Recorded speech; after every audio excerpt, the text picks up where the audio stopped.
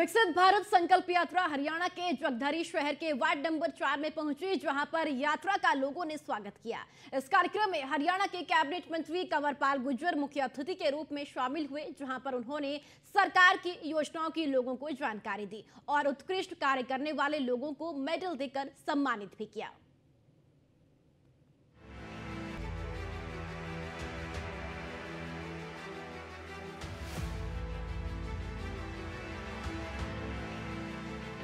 विकसित भारत के सपने को साकार करने का संकल्प लिए विकसित भारत संकल्प यात्रा हरियाणा के जगाधरी शहर के वार्ड नंबर 4 में पहुंची, जहां पर यात्रा का लोगों ने स्वागत किया। इस कार्यक्रम में हरियाणा के कैबिनेट मंत्री कंवरपाल गुर्जर ने मुख्य अतिथि के रूप में शिरकत की। उनके साथ कार्यक्रम में नगर निगम के निवर्तमान मेयर मदन चौहान भी मौजूद रहे। कैबिनेट मंत्री कंवरपाल गुर्जर ने कार्यक्रम में आए हुए लोगों को केंद्र और राज्य सरकार की योजनाओं के बारे में जानकारी दी। वहीं उत्कृष्ट कार्य करने वाले लोगों को मेडल देकर सम्मानित भी किया गया। मौके पर ही विभिन्न योजनाओं का लाभार्थियों को लाभ दिया गया, समस्याओं का समाधान किया जा रहा है और लोगों में काफी उत्साह देखने को मिल रहा है। विकसित भारत संकल्प यात्रा कार्यक्रम पर कांग्रेस के द्वारा सवाल उठाए जाने पर कैबिनेट मंत्री ने कहा कि कांग्रेस का काम केवल आलोचना करना है। कांग्रेस राज में जनता को बीपीएल, पेंशन, ऐसे हर काम के लिए सरकार के आगे गिड़गिड़ाना पड़ता था। मौजूदा सरकार के राज में सभी काम अपने आप हो रहे हैं और ऑनलाइन योजनाओं से जनता को लाभ हो रहा है। जिले में जितने भी गांव हैं लगभग वो सारे हमने पूरे कर लिए। कुछ गांव रह रहे उनमें भी प्रोग्राम चल रहे हमारे। हमने सारे गांव, पूरे देश में सारे गांव में विकसित भारत संकल्प यात्रा पहुंच रही और हमारे जिले में भी लगभग सभी गांव में पहुंच गई, क्योंकि सडौरा हमारा बड़ा एरिया है, उसमें थोड़ा सा काम रह रहा तो वो भी पूरा हो जाएगा जल्दी।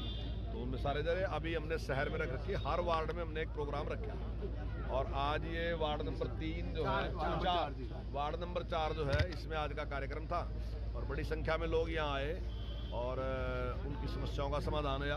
मुख्य उद्देश्य है विकसित भारत को विकसित राष्ट्र बनाना। तो उसके बारे में हमने लोगों के सामने बातचीत भी रखी कि किस प्रकार का जनता का सहयोग चाहिए और किस प्रकार का सरकार की जिम्मेदारी है। तो सरकार अपनी जिम्मेदारियों को पूरी करे और जनता अपना सहयोग दे और हमने इस देश को 2047 तक विकसित राष्ट्र बनाना, उसके लिए हम काम कर रहे हैं। सरकार ने जिस प्रकार से सारी योजनाएं ऑनलाइन शुरू कर दी और सुविधाएं लोगों को घर बैठे अपने आप मिलती हैं, ठीक है, शुरुआत उसकी अभी रही, तो थोड़ा लोगों को उसकी जानकारी मिलती जा रही और अभी उन्हें देखा कि जिस प्रकार से बीपीएल कार्ड है उनके अपने आप बन के घर आए, चाहे उनकी पेंशन है वो अपने आप बन के घर रही, आयुष्मान है तो उनका बनकर अपने आप घर रहा।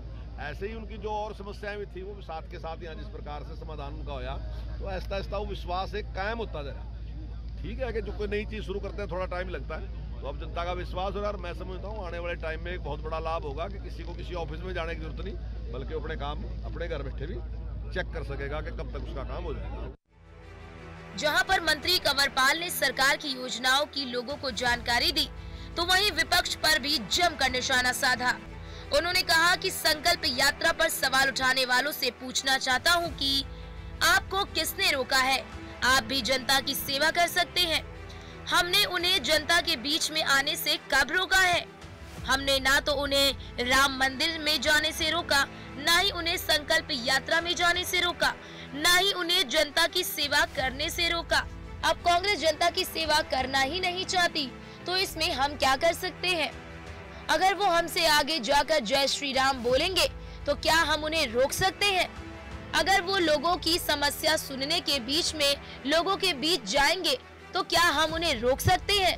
कांग्रेस केवल आलोचना करना जानती है, वो काम नहीं करना चाहते, क्योंकि उन्होंने अपने राज में कुछ नहीं किया। हमने ना तो उनको राम मंदिर में जाने से रोका, ना हमने संकल्प यात्रा में जाने से रोका, ना हमने जनता की सेवा करने से रोका। अब वो करना ही नहीं चाहते तो हम क्या करें? अगर मान लो हमारे से भी आगे जाएंगे जय श्री राम बोलने लगे, हम रोक देंगे उन्हें? अगर वो हमारे से भी आगे जाके कहेंगे हम तो वहाँ पोछा मारेंगे मंदिर में, हम सफाई कराएंगे, पानी देंगे, तो कौन रोक देंगे उन्हें?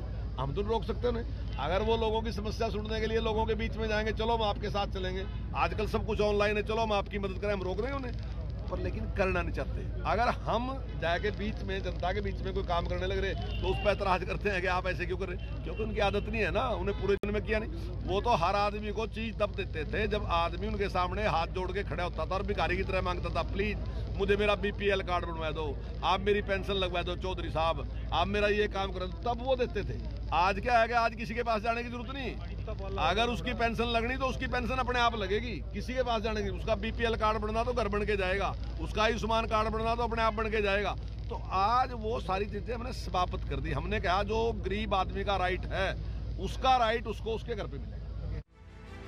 लिहाजा बीजेपी का आरोप है कि कांग्रेस राज में लोगों को अपने काम करने के लिए सरकार के आगे गिड़गिड़ाना पड़ता था, लेकिन बीजेपी की मनोहर लाल सरकार में लोगों को सरकारी योजनाओं का लाभ घर बैठे आसानी से मिल रहा है। सरकार ने सारे काम ऑनलाइन कर दिए हैं, जिससे उनको योजनाओं का लाभ आसानी से मिल रहा है। आप PM मोदी और मनोहर लाल के नेतृत्व में हरियाणा का विकास हो रहा है। लोग बीजेपी सरकार और उसकी योजनाओं से काफी खुश हैं। Bureau report, news 1 India.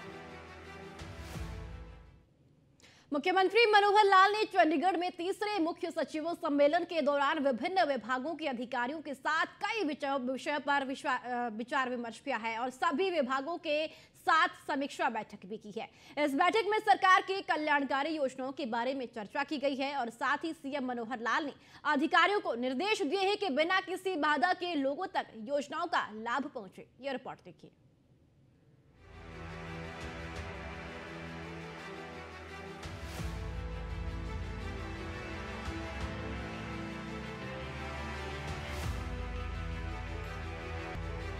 Haryana के मुख्यमंत्री मनोहर लाल प्रदेश के विकास को लेकर काफी गंभीर है।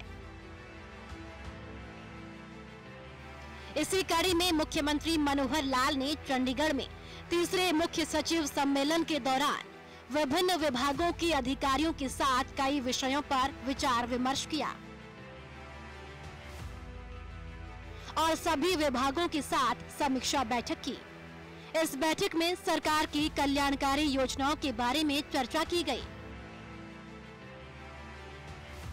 साथ ही CM मनोहर लाल ने अधिकारियों को निर्देश दिए कि बिना किसी बाधा के लोगों तक योजनाओं का लाभ पहुंचे और सेवा वितरण में उत्कृष्टता के लिए मुख्य सचिवों के तीसरे राष्ट्रीय सम्मेलन के दौरान स्थापित किए गए सभी प्रस्तावों को लागू किया जाए। बैठक के दौरान मुख्यमंत्री मनोहर लाल कई मुद्दों को लेकर गंभीर दिखाई दिए। उन्होंने कहा कि प्रदेश सरकार के सभी विभाग जीवन की गुणवत्ता बढ़ाने, अत्याधुनिक प्रौद्योगिकियों को एकीकृत करने और अपने डोमेन के भीतर विकासात्मक एजेंडे को आगे बढ़ाने के लिए नए विचार लाएं, ताकि हरियाणा भी केंद्र सरकार के साथ अपनी सर्वोत्तम प्रथाओं को साझा कर सके। हालांकि कई क्षेत्रों में हरियाणा की बेस्ट प्रैक्टिस का अनुसरण किया जा रहा है, लेकिन फिर भी सुधार की गुंजाइश है। CM मनोहर लाल ने कहा कि ये जरूरी है कि हम निरंतर वृद्धि के लिए प्रयास करें और निर्धारित समय से पहले ही दिए गए लक्ष्यों को पार कर लें। बैठक में मुख्यमंत्री ने राज्य सरकार की नीतियों से संबंधित सभी पहलुओं पर एक अधिक व्यापक प्रणाली का प्रस्ताव दिया और मौजूदा व्यवस्था का विकल्प तलाशने का भी सुझाव दिया। बैठक के दौरान मुख्य सचिव संजीव कौशल ने मुख्यमंत्री को प्रधानमंत्री नरेंद्र मोदी के दृष्टिकोण के अनुरूप दिसंबर 2023 में दिल्ली में आयोजित मुख्य सचिवों के तीसरे राष्ट्रीय सम्मेलन के बारे में जानकारी दी। उन्होंने बताया कि सम्मेलन में कल्याणकारी योजनाओं को लोगों तक आसानी से पहुंचे, इसको लेकर प्राथमिकता दी गई है। साथ ही सेवा वितरण गुणवत्ता पर भी फोकस किया गया है। सम्मेलन में भूमि और संपत्ति, बिजली, पेयजल, स्वास्थ्य और स्कूली शिक्षा सहित 5 मुख्य विषयों पर चर्चा की गई। इसके अतिरिक्त साइबर सुरक्षा, उभरती चुनौतियां, जमीनी स्तर की कहानियां संबंधित कार्यक्रम का आयोजन किए जाएं। मुख्यमंत्री मनोहर लाल के साथ बैठक में सभी अधिकारियों ने अपने अपने विभागों से संबंधित विषयों पर प्रस्तुतियां दी। मुख्य सचिवों के राष्ट्रीय सम्मेलन के दौरान हुई चर्चाओं और निर्णयों के बारे में भी जानकारी दी। इस बैठक से एक बात तो साफ है कि मुख्यमंत्री मनोहर लाल प्रदेश के विकास और सरकारी योजनाओं को लेकर काफी गंभीर है, जिसका फायदा प्रदेश की जनता को मिलता दिखाई दे रहा है। Bureau report, news 1 India.